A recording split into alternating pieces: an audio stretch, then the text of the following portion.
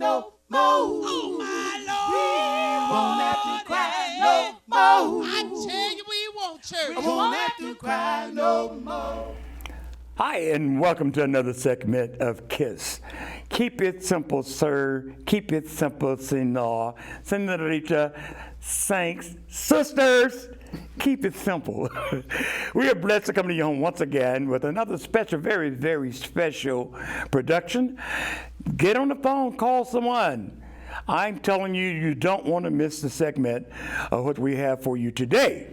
We have a very, very special guest with us today, and we are going to let her briefly announce and give her own introduction so I don't mess up her name. So without any further ado, my guest today, we're glad to have you in the studio with us today.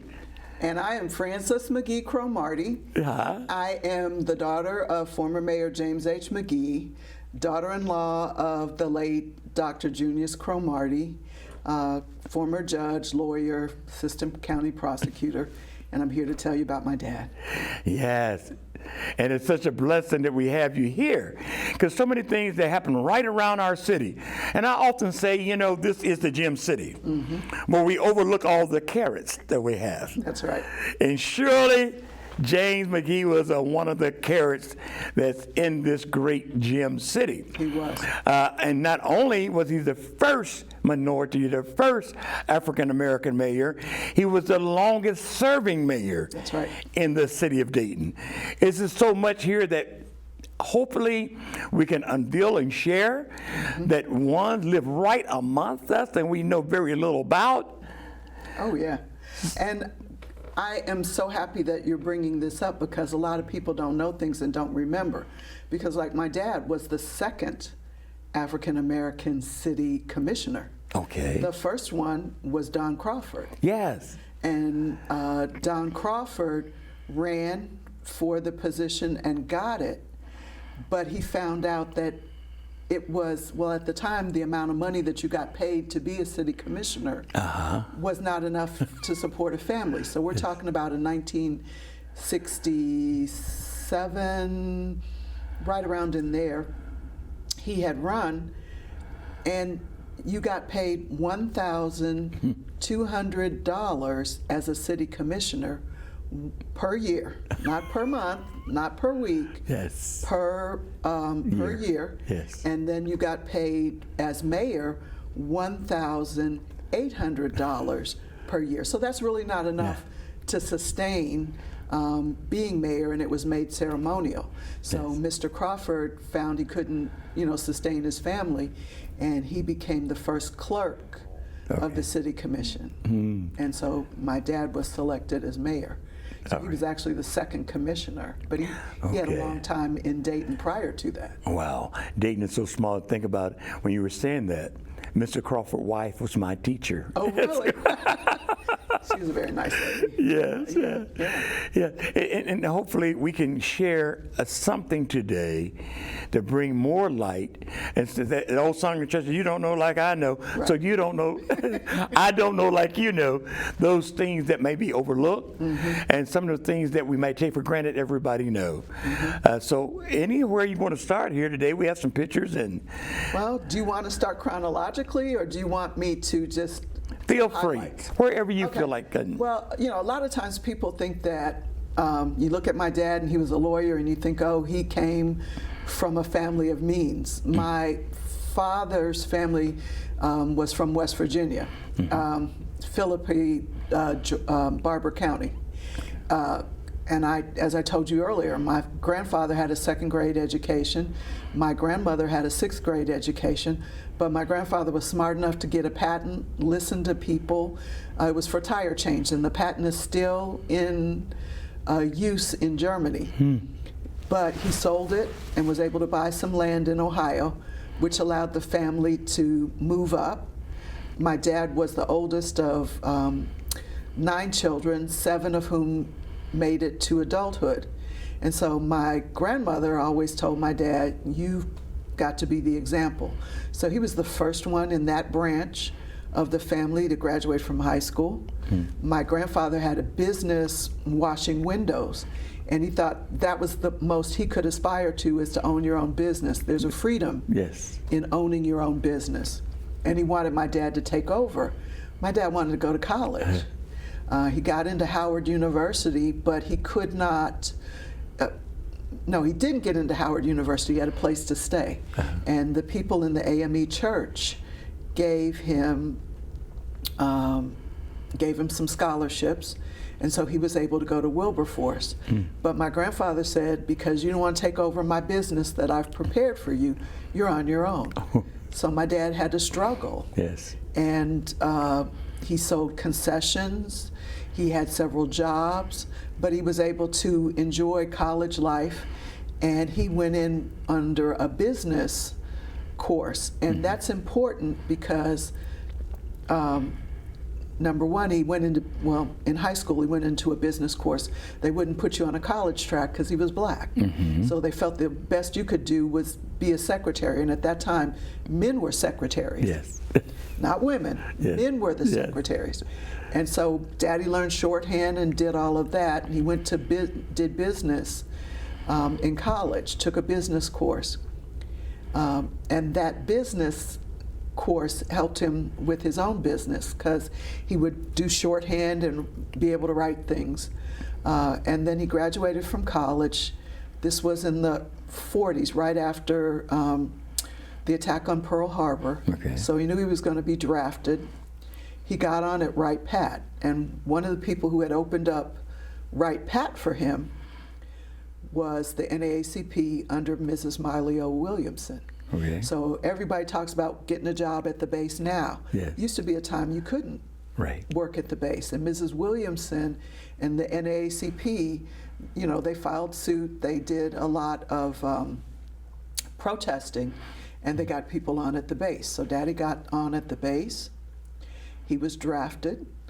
Knowing business and shorthand made him an aide or a secretary Yes. to a higher up, and he did his military service. Called clerk. He was a clerk. Yes. He was actually a clerk secretary. Yes. And he was able to, I think he told me he was in Sicily and Northern Africa. That's where he did his tours of duty.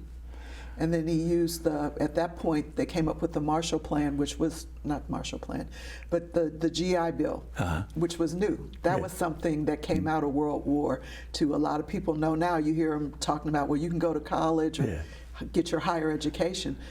Prior to the end of World War II, that was not something that people thought to do, but that's what they did. So he used that to go to law school. So he was the first of his family to graduate from high school, first to graduate college, and then the first to graduate from law school. Had a lot of firsts there. Yeah. And I'm glad you shared that, because a lot of times we have the thought that everyone had a silver spoon. Nope. And letting you know he worked his way up. Like the rest of the people, where everybody have an opportunity. Go ahead, I didn't want to stop you. But No. And I'm glad you said that, because one of the things people don't realize, if you look at the plot of land my grandfather bought, people would say, nothing but a piece of, land right in the foothills of the Appalachian Mountains. But they had the land, so they were not dependent on anyone. They could grow their food. They had a spring there, so they had water.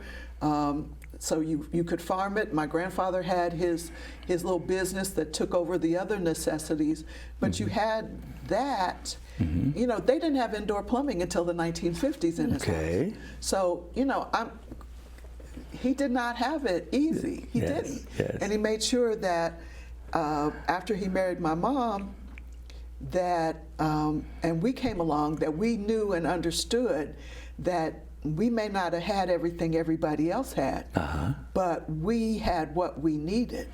And a lot of times too, people thought we were, oh, your dad's a lawyer and you're making all this money, but he made enough money because he not only supported our family of four, but working for himself with you didn't know how much money you were going to make each month. He supported his father, because there's no pension plan for Okay. my grandfather and my grandmother, my mother's mother. Yes. So, and when any of his brothers were on strike, he was supporting them. Wow. So, you know, we had what we needed. He wasn't flashy. We weren't flashy. I think I'm more into buying clothes and jewelry and stuff like that than he ever was. And my mother didn't really have that interest. She came to Dayton and was the librarian for the West Branch Library, which was located where Greater Allen is now. Okay. And that was the colored library. Okay. And so she knew a lot of the students, and taught a lot of kids. Parents would come to me and say, you know, your mom made me learn to love reading. Yes. And I read, and you know, I read books now, and I make sure my kids and grandkids learn about reading and love reading because of what your mother did. Yes. So we have a family of givers, you know. It was more creative when we were able to read and think. Right now, it's sad to say television is good, but it takes all the thought process, take all the creativeness away from it. Do you agree? I agree, and the attention span. Yes. Because you think about these handheld games and stuff, parents give their kids the games because they don't want to be bothered interacting with them. And I kind of understand it because you work all day and you're tired and you want to have some time to yourself. But sometimes we have to forget about ourselves and pour into our children because that's how we are going to do better. Yes. And so those games that we have, the attention span, you know, that's why people don't remember my dad, is because he's been dead since 2006. Yes. So that's eons in a lot of these young people's minds.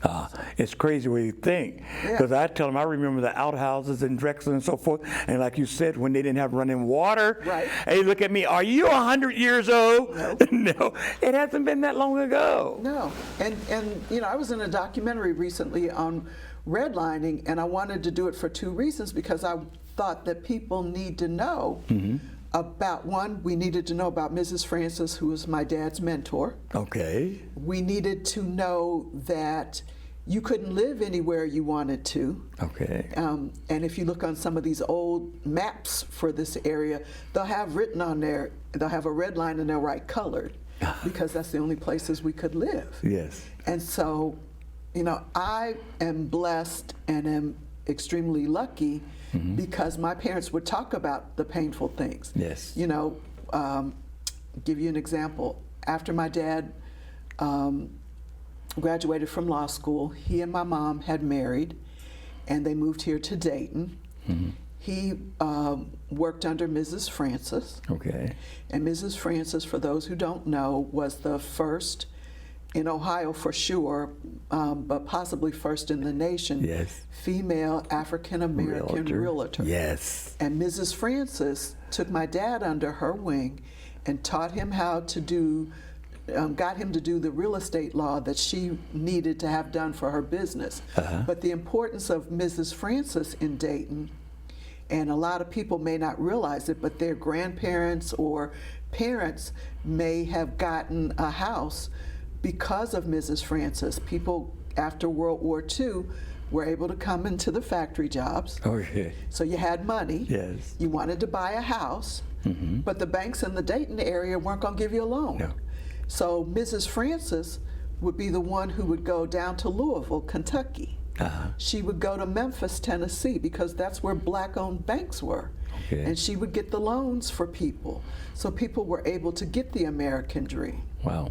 And then when the banks in the Dayton area saw what was happening, you know, they learned to see green as opposed to color. Yes. But one of the cases my dad did, which I'm digressing, one of the first cases he did two cases that were important in his early career for the NAACP, because he was their lawyer. Okay. And one of them was he desegregated the swimming pools. Okay. Now, when I told my daughter about it years ago, she was like, "That's no big deal. Why do I care about this? Because this is the way it was." Yes. And your grandfather was the catalyst for the change. And what it was Old Roosevelt High School had 2 swimming pools. Yeah. They had an Olympic-sized swimming pool for white people and a small pool for colored. And I think they had colored tiled in there, so you knew. Was that the one in the basement? Yeah. A little small one. Yeah. And so what my dad did was he ended up, on behalf of the NAACP, he went and sued Dayton Public Schools, and this is before we had awareness of gender fairness. Yes. So the outcome was that the big pool was for the men, colored as we were called at that time, and white, and then the smaller pool was for the women, colored and white.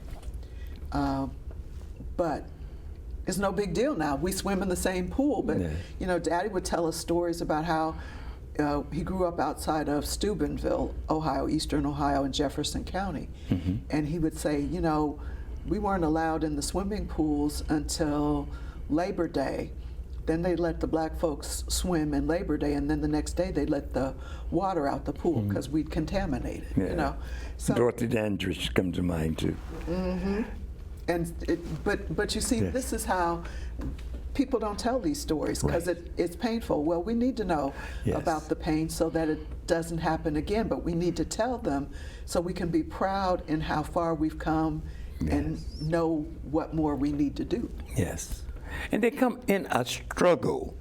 And it wasn't easy.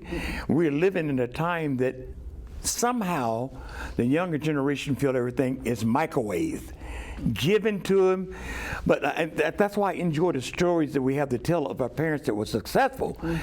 At the time that your father, and even me, I got on the end some of that, were we not many years ago in the 60s even. Right there in Drexel, was still a lot of the homes didn't have running water. A lot of outhouses. I remember the old water pump you had to in the front yard. But setting the stage there, the success story that your dad developed and come through all these hard times when others may have, I can't do that. Well, it's impossible. I think number one, he had no one to rely on but himself. His parents would give him good wishes and prayer. But the tangibles, I mean, you can't eat prayer. So if you're going to sustain yourself, he was taught to be of good character. Just because you're poor doesn't mean that you have to be show a lack of character. So that was one of the characteristics. I can tell you stories about his honesty that went all through his life. But he was raised to be honest, and you had good character. It didn't matter whether you were poor. Faith was instilled in him, although he didn't join a church until he married my mother.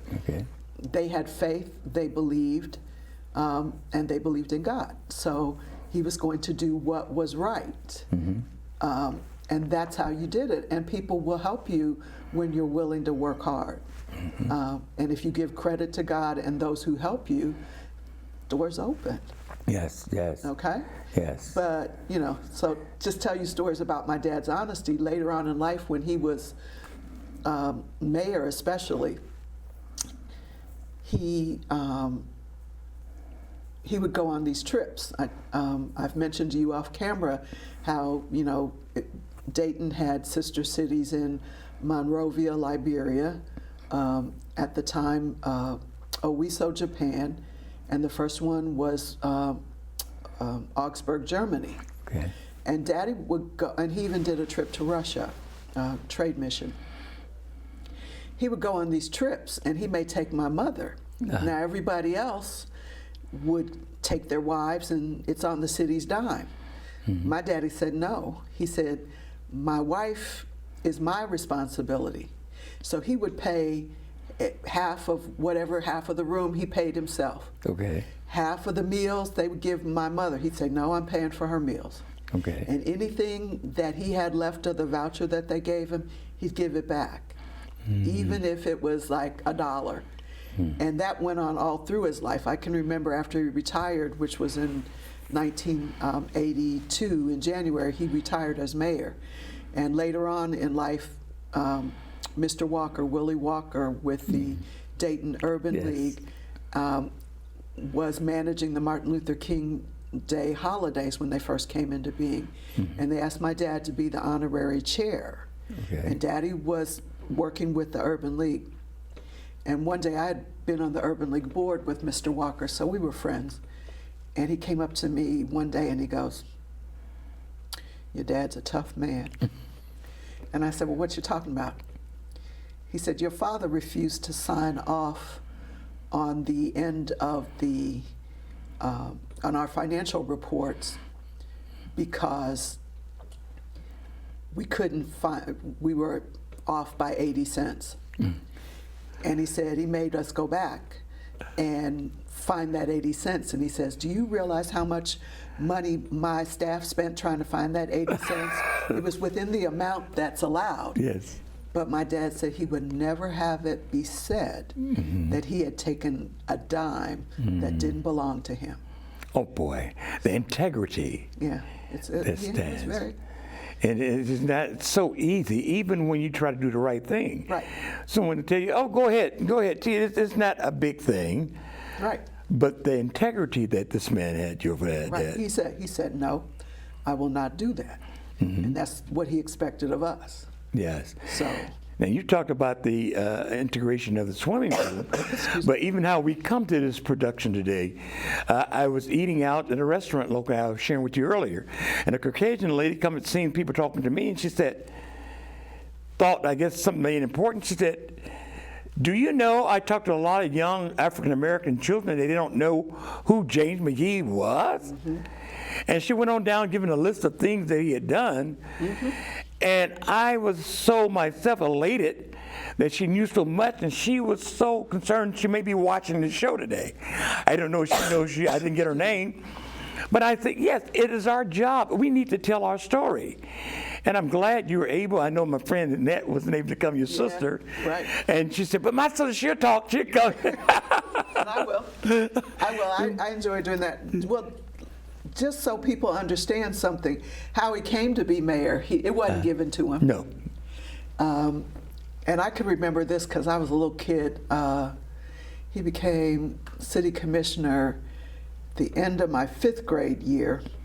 So I was 10, going on 11. And when he became mayor, what happened was he ran for his own term. And it used to be, before my dad got on, that the mayor, when you had an election, whoever had the highest number of votes became mayor. But Mayor Hall had a change in the charter, and he said, "Here's what we're going to do." The charter was changed so that the mayor was a separate office. So Mayor Hall ran and was elected as the first mayor under that change. And then about 6 months later, which would have been, so that was 69, about 6 months later in 1970, he says he was ill, and so he resigned. And so the charter said that the people picked among themselves, the commissioners picked among themselves who was going to be the next mayor. Okay. So it was my dad. Now, my dad got on in 67. I think he got on in 67. From 67 to 1970, my dad went from being the least seniority to having the most seniority among the commissioners. And so you would think, today's people would think, having the most seniority, owning your own business, having the most free time, being the most educated of those on the commission, that it would be an easy decision. Mayor Hall resigned in March, I think, of 1970. They would not get a mayor until July 1970. And what I remember the most about that time were several things. One, tension. You could feel the tension in the air. But Easter came late in 1970, and what I remember is we were going downtown to Wright's to get some Easter clothes. Yes. Remember I told you my mother had to be frugal because my dad's supporting all these people. So she was looking, and we were going to look and figure out what we could get. And downtown employees, the only way you could be an employee basically downtown was if you worked there. So if you were a lawyer or you were a maintenance person and wore the maintenance uniform, you were allowed downtown. That's the unwritten rules. Yes. And I remember this lady came up to my mother, and the federal building was new. Okay. And we parked right in front of the federal building, and we were going to walk down to excuse me, Reich's. And this lady in a maintenance uniform came up to my mother, and she said, "Mrs. McGee, you tell Mr. McGee don't quit." Mm-hmm. She said, tell him keep on. We're praying for him to have strength, but don't you let them make him quit. Right. She said that in response because the newspapers had editorials and articles, and they said it's too long to be going from now, just a month, too long, and McGee needs to give it up. Basically, the only reason he needed to give it up was because he was black, and you need to let one of these other white men assume it. Yes. And he said no. He said, "I'm not doing it." Okay. So we dealt with that, and it wasn't until July that he got the vote for himself. There was another man, I don't remember, I can't remember his name, and then the third man was a guy who worked for NCR. Okay. And he gave it up, and he said he would, he agreed that my dad should be mayor. And so that was amazing. And then we were in a brave new world. You know, Daddy was he was the second African-American mayor in Ohio. Okay. The first one was Carl Stokes. In fact, Carl Stokes was the first in the country. All right. And Daddy was one of, the few, which would have been like, I always remember it was, Richard Hatcher came after Dad, but you'd always see Richard Hatcher. There was a guy from New Jersey. Tom Bradley came after him from Los Angeles. Okay. But, we were able to do things, and people were able to move ahead because people took a stand. Yes. So. At the same thing, I think with Obama when he said, "Yes, we can." Right. The positiveness in "Yes, we can." Now, the young lady that coached me at the restaurant, she give a list of accomplishments your dad did while in office. Is there any that you can share with us this time? That I know, remember the integrating his pools, and there were so many things. She read it off. I was embarrassed. Oh, really? I mean, he made his presence known, and I think one of the things the thing I remember about my dad was, I'll tell you this story, and then we'll talk about some of the things he did. Uh-huh. But the first city commission meeting, people were really upset because the practice had been, if you live in Montgomery County, you could come to the Dayton City Commission meeting and say what you wanted to say. Okay. And my dad made it so that you would state what your address was. Mm-hmm. And if you said, "I live in Kettering," or you said, "I live in Wayne Township," he would tell you, "Sit down." Mm-hmm. And white folks weren't used to having somebody black tell them to sit down. Uh-huh. And he said, and somebody asked him why, and he said, "I do that because if you don't live in Dayton, you don't pay taxes, mm-hmm. and you don't vote for me. Mm-hmm. And because you don't do those two things that are important to this city, mm-hmm. I don't have to listen to you, and I won't." Right. And so people got very, very upset about that. But he was some of the things that he did. He was an advocate for, a strong advocate for the Sister Cities program, so that we would learn to get along with one another. He was a strong advocate for, and made sure that Dayton was included in things. So he'd go to all of the meetings. Okay. And that was at a detriment to our family. Again, like I said, we had to be frugal so that he could represent the city. People didn't like him because he was strong on annexation. He wanted to annex parts of unencumbered places and make that a part of Dayton so that we could get stronger and we'd have a stronger base. He was an advocate. What else did he do?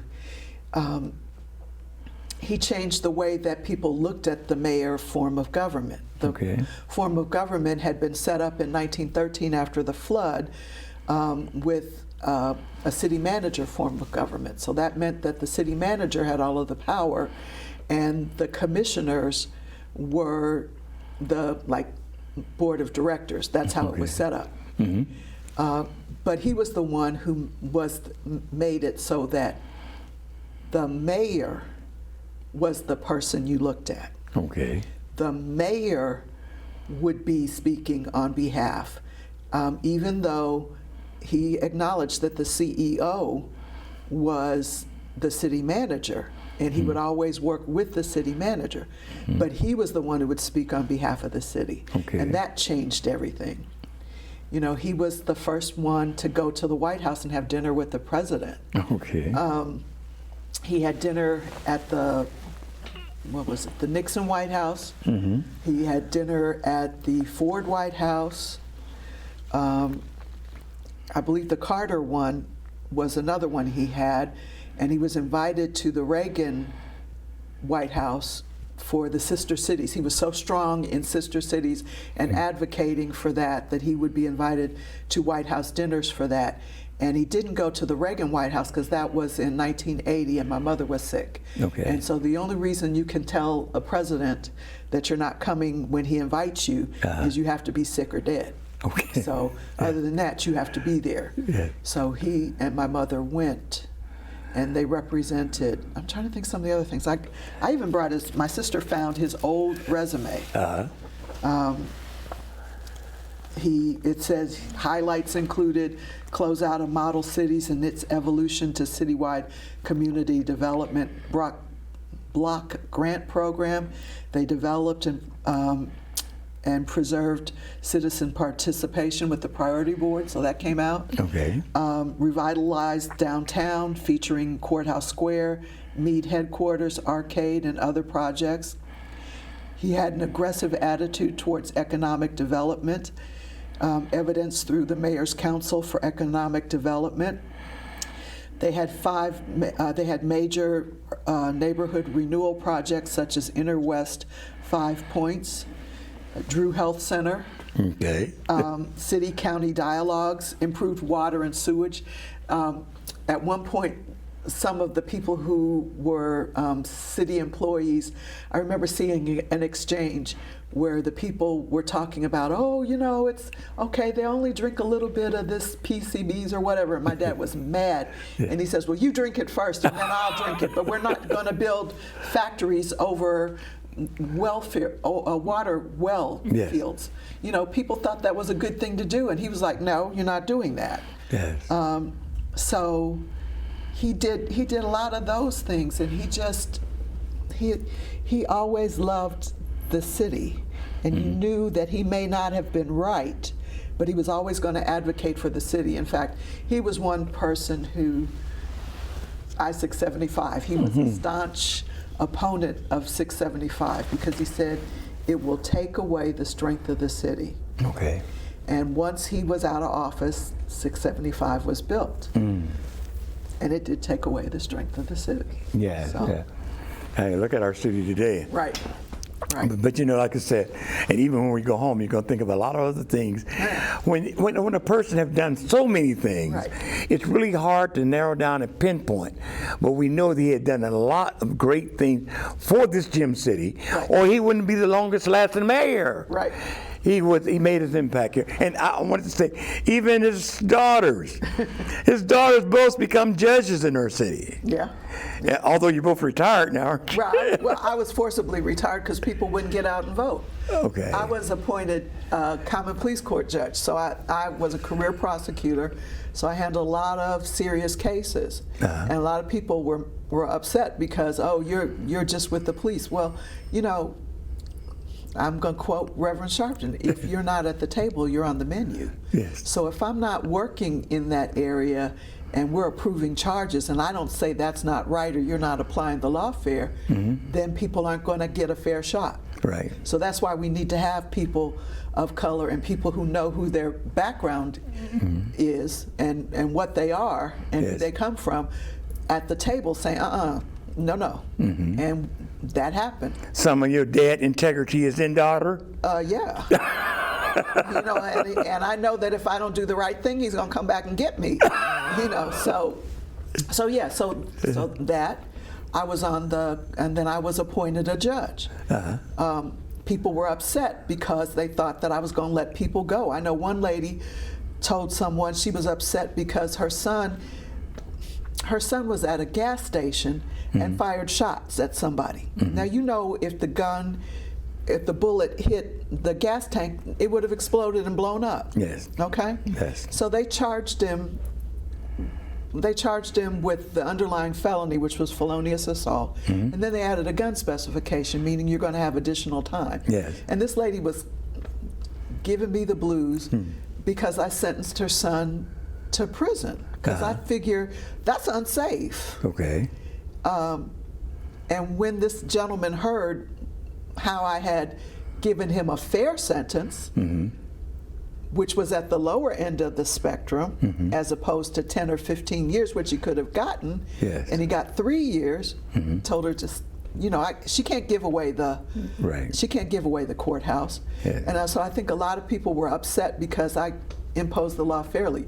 White folks got the same kind of sentence that black folks did. Yes. Yes. And all of them were well thought out and fair, and I tried to craft them the way that I could sleep at night. Yes, so I hear you. spent a lot of time in prayer Yes. and making sure that this was something that would be good.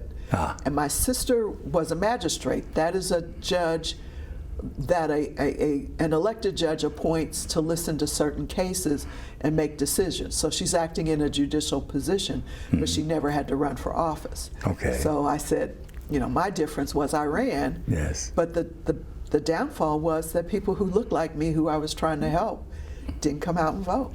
See, that's the problem. Right. And Yes. the problem was also that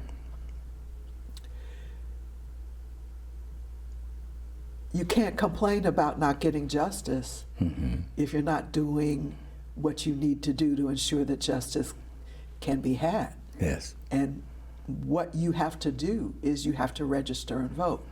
Yes. And you have to make comments and you have to do things. And they just didn't do it that year. Okay. So luckily for me, I was able to retire with a pension, which my sister told me. She said, you get paid for breathing. So you just have to, so I can do now Yes. what I want, say what I want, and bear witness to undertold stories so that people understand and don't have to reinvent the wheel when we talk about our history. Exactly. Or when our young people are trying to do things. I don't have to, they're not going to have to search as much as I did to get the information, because I'm finding it, writing it down, I'm telling it, encouraging people to look and preserve your family history. That's my job now. That's a blessing, and now easy without the pressure of trying to have to go to work every day. Right. And when you do things you love to do, right, you do it so much easier. It's not even like work. Well, I wonder sometimes, like a lot of people, how I had time to work because I'm doing so many things. I don't get paid for a lot of this. I do a lot of volunteer work, but I do the volunteer work because I want to make sure that people do better. Yeah. I'm listening. I'm doing what my grandmother told my father.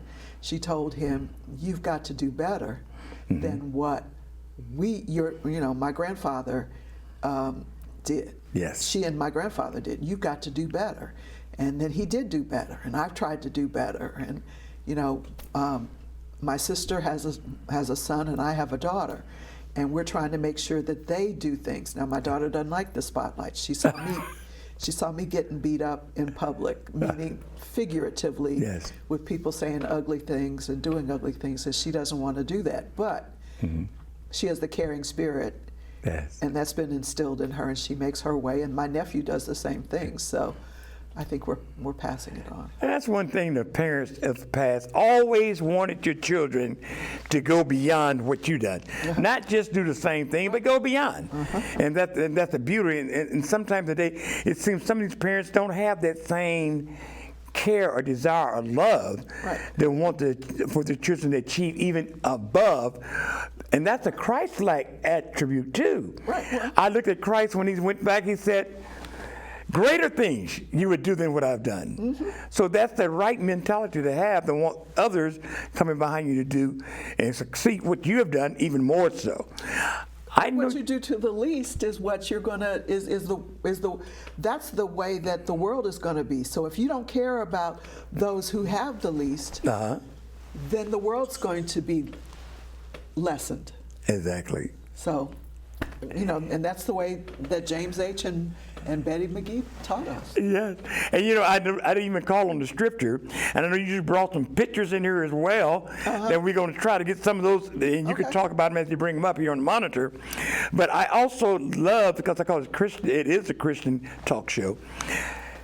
I had to find my Bible scripture, but we got so involved, I forgot my Bible scripture that God's given us. And that was 1 Timothy 5:17. We sort of paraphrase it here. I don't know if the director got a chance to bring it up, but there, 1 Timothy 5:17 says, "He who rules well is to be considered worthy of double honor." And I feel that's very well in place today, talking about your father, the Honorable James H. McGee. Praise God. Now, I was wondering, if we look at a monitor here, I believe my director is going to try to bring up a few pictures. Okay. And that you'll be able to go and talk a little bit about those pictures, which is history. It's not just his story, it's our story. Yeah. Well, that particular picture the man on the far left is Russell Carter. He was the first black judge in Montgomery County Municipal Court. But he and my dad is the second from the left. And what they are doing is, that was one of the big cases they had. It was a desegregation case for Hillsborough schools down in southern Ohio. And so on behalf of Thurgood Marshall and the NAACP team, both my dad and Mr. Carter, Judge Carter, were going and getting, asking for a restraining order. So that's what that photo was. Okay. And that? Okay, that photo, if you look at the far left, that's James Brown, and my dad's the second from the left. Godfather Soul? Yep. James Brown did a benefit concert for my dad. And I'm the one with the 3 braids on the far right. My sister's behind. And then those are our cousins. My Uncle Ralph is the one next to my dad there. So we always thought that was important. Yes. One of the things my dad liked to do when he was mayor, he knew that a lot of people did not receive the key to the city. Okay. So he was allowed to pass out the key to the city, and he loved passing out the key to the city. Yes. And he gave James Brown the key to the city, but the one that I'll always remember is Barry White. Barry White came to Dayton, and my dad and everybody would ask, "Oh, Mayor McGee, will you come and give a key to the city?" And he would do it because that's good publicity for Dayton. Yes. Barry White was so thrilled and so pleased.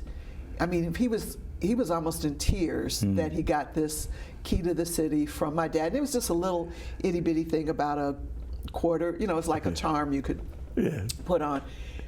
He sent my parents a fruit basket that was 6 feet tall and big around, and it was full of like these giant pineapples and oranges that looked like grapefruits, and I mean it was just humongous. My mother and father were just shocked. They they couldn't believe it. But Daddy had the ability to go places because he held a position. And so what he wanted to do is he wanted others to experience parts of it. So that would be, I'm going to give you a key to the city. I'm going to make sure that you know you're important and we value you. He would go places. One of his sergeant from the Army was a guy named Cyrus Bradford. Daddy was at a conference in California, and Sarge was there, and he said, "Oh, I'm going to this $125 a plate dinner. You come with me." And the guy was like, "Oh, I can't go. I don't have that kind of money." Daddy said, "Come on." He said, "I'm going to tell him you're my bodyguard, and you'll be able to go." And they got in. Yes. And Sarge was so impressed and so thrilled that something like that would happen. He told it over and over and over again. And one day his wife was like, "Brad, nobody wants to hear about that. We've heard about that before." But it moved him. Yes. And so Daddy wanted to share these things so that other people would be able to have the experience. Yes. Another example, we know about John Moore. Mr. Moore was the person everybody wanted towards the late 70s, 80s to do things. And Dad brought him along. There was the mayor has the ability to appoint someone. So these guys went to my dad and said, "Oh, Mayor, we want you to appoint so-and-so." And he said, "No, I'm not going to do that. I'm going to appoint a black person." Yes. And he said, they said, "Oh, well, if you're going to appoint a black person, appoint so-and-so." Yes. He said, "No, I'm not appointing him. I'm going to appoint a friend of mine, John Moore." And they said, "Well, we don't know who he is." And Daddy said, "Well, I know who he is, and he will do an excellent job in your project." And he did. And then that was the person that everybody called on to do things. Yes. So he opened doors for people. And I always want to talk, when I talk about my dad, I always have to talk about Mrs. Williamson. Okay. Because if it wasn't for Miley Williamson, the secretary of the NAACP, so she ran the NAACP office here in Dayton for about 40 years. Okay. She ran that office. She opened doors for people. I told you how she helped desegregate Wright-Patterson Air Force Base, so they were able to get black people there. She helped my dad and was one of his mentors, and so she was always a part of the family. And so they were always helping others, bringing others along, so that we could say that there were people when we retired or he retired, that there would be people to take over. Yeah. I think about that. I think they used to call that what they later called Desi, the field. You're going to work at the field. Yeah. You know, is there another picture that you had to slide through? I don't know whether the director yet had a couple more that you want to speak on. Okay. We got many pictures around, so we won't get them all today. No, we won't. But, Yes. that was when my dad first became city commissioner, and he went to represent Dayton. That's Lady Bird Johnson, President Johnson's wife, and she's giving him the award because Dayton was declared the cleanest city in America. Yes, I remember. So she gave him that award, and he was there to receive it. So that was one. And then that's my mom. My dad. He wasn't a demonstrative guy, but he loved my mom. Yes. And he would always give my mother a dozen roses 2 times a year. Once on their anniversary in January. And then my mother was actually born on Mother's Day. And so every year he would give her roses on Mother's Day. And my mother is wearing an African robe that he had gotten when he went to Monrovia, yes. with Mrs. Sandamani was the mayor. She was a female, and she was the mayor of Monrovia. Oh, okay. And so my mother was wearing that and getting her picture taken, and I think that was supposed to be. I think the photograph said that might have been in 1977. Okay. Yeah. Director? Yep. And then that's one of the formal pictures they had of my dad. Yes. Yeah. Okay, yes. You know, it's so interesting, and I'm so glad that you're taking the time out of your busy schedule, because I know you're a busy lady. But this is so special, and I feel like it's something that we need to do more of, being able to tell our children. You know, a lot of our history has been by word of mouth. Right. And thank God now we can get it more documented on film and books, things that we were not able to do for years for one reason or another. Right. See, and that's the same thing, because people will always talk about my father-in-law. My father-in-law was a surgeon here in Montgomery County, and he was responsible for Miami Valley Hospital being the #1 trauma center, because he made sure that only people who were in the emergency room, that's how you became a #1 trauma center. Okay. Only the people who worked in the emergency room were trained emergency doctors. Okay. So it used to be like you might come into the emergency room with a gunshot, but you might have been treated by a pediatrician. So, you know, he made all of those changes. And people will always tell us what Dr. Cromartie did. And that's another person who gave his life to making life better for others, especially people of African descent. Yes. So we have to remember, we have to tell these stories, and it's important that we also document them. So I'm glad you did that. I really appreciate you allowing me to at least tell some of the stories. Yes. And then there's so much more that you're holding back. And it's such a beautiful thing that not only what he has done, his seeds and his daughters, I know he's exceptionally proud of both of you. Yeah, I think he is. And the accomplishments that you have made. And I believe it was last year you went to Monrovia to receive an award. And Well, Dayton was one of the top 5 cities in America that had a sister cities relationship with an African country. Okay. And so they, it was supposed to happen in 2022. Okay. And Dayton, like 72, all these top 5 cities had sister cities relationships. And we were part of the top 5. LA was #1. Okay. And we were like number 3, 4, 5, something like that.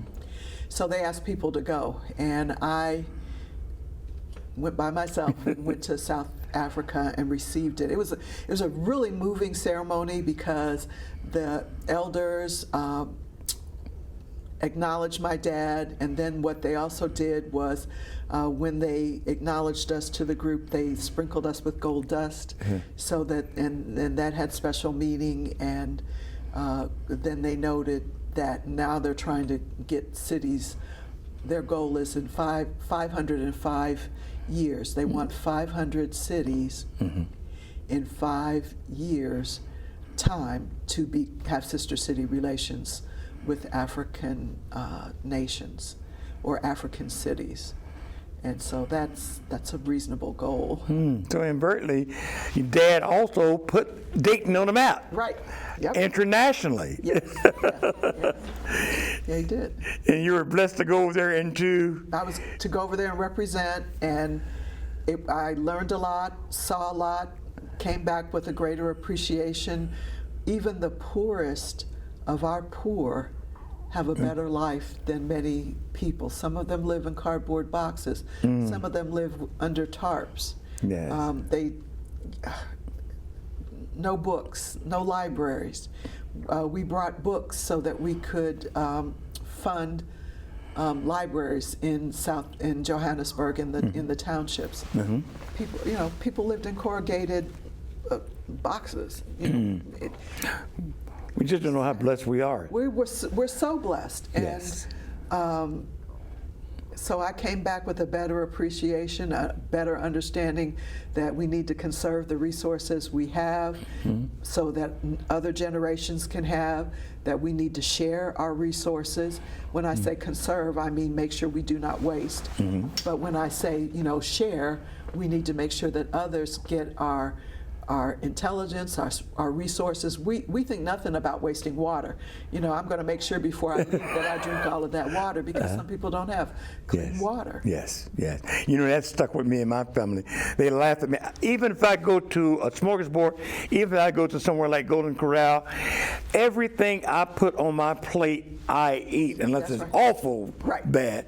And that because that was taught to us, that was passed on to us. Right. We don't waste. No. And so, and that's a way that we respect Earth. Yes. And yes, you know, you're a Christian show, but I also understand and respect some of the other values, like indigenous people's relationship with nature and how they respect it. And I respect, you know, their views on that too. Yes. So I don't want to waste. I want to tell others about the goodness. Yes. And then I want to leave it a better place for my daughter and others, and sow seeds that they can do better. Oh, so I will finish this water.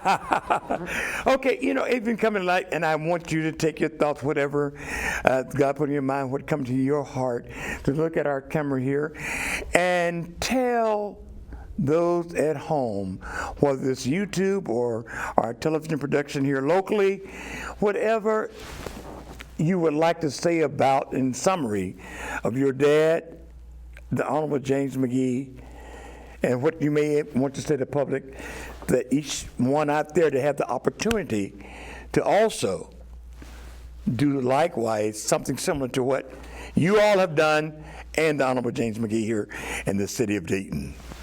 Okay. What I would tell people is, it is possible to be in need and to reach heights that you cannot ever imagine if you have personal integrity, strength of character, a willingness to work hard, and good mentors. And as you rise to the heights, that you always remember the people who helped you. You remember that God is in the mix, and also that you bring someone else along. And that's the recipe that would help us do better in life. And also be kind. Be kind. Don't start anything, but finish it. That's what James H. McGee would do. He never started anything, but don't trample on him. Praise God. And we're so glad to have you today. This is the Honorable Francis McGee Cromartie. And we're glad to have you again with us and to share with our audience this day. Thank you. Thank you. May God bless.